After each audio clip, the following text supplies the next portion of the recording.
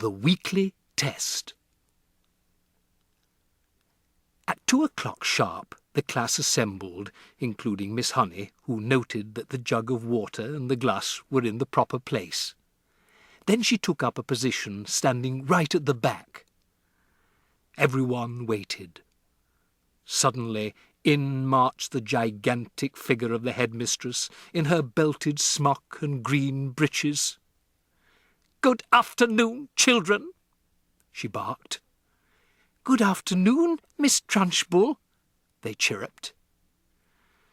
The headmistress stood before the class, legs apart, hands on hips, glaring at the small boys and girls who sat nervously at their desks in front of her. "Not a very pretty sight," she said.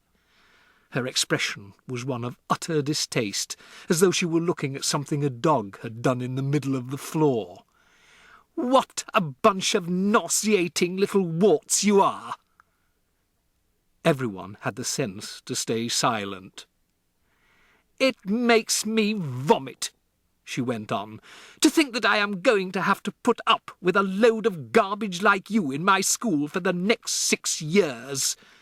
I can see that I'm going to have to expel as many of you as possible, as soon as possible, to save myself from going round the bend." She paused and snorted several times. It was a curious noise. You can hear the same sort of thing if you walk through a riding stable when the horses are being fed. "I suppose," she went on, "your mothers and fathers tell you you're wonderful.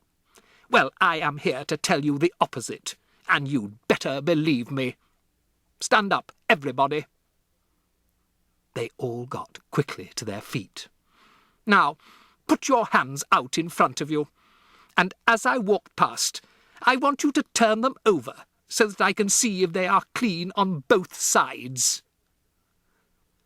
The Trunchbull began a slow march along the rows of desks, inspecting the hands.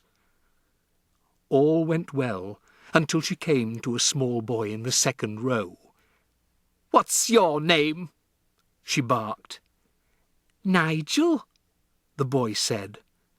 "Nigel what?" "Nigel Hicks," the boy said.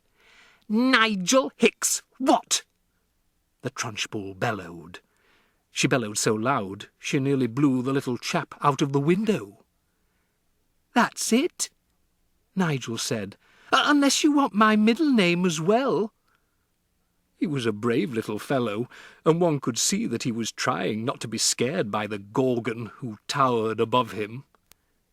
"I do not want your middle names, you blister," the Gorgon bellowed. "What is my name?" "Miss Trunchbull," Nigel said. "Then use it when you address me. Now then, let's try again. What is your name?" "Nigel Hicks, Miss Trunchbull," Nigel said. "That's better," the Trunchbull said. "Your hands are filthy, Nigel. When did you last wash them?" "Well, let me think," Nigel said. "That's rather difficult to remember exactly. It could have been yesterday, or it could have been the day before."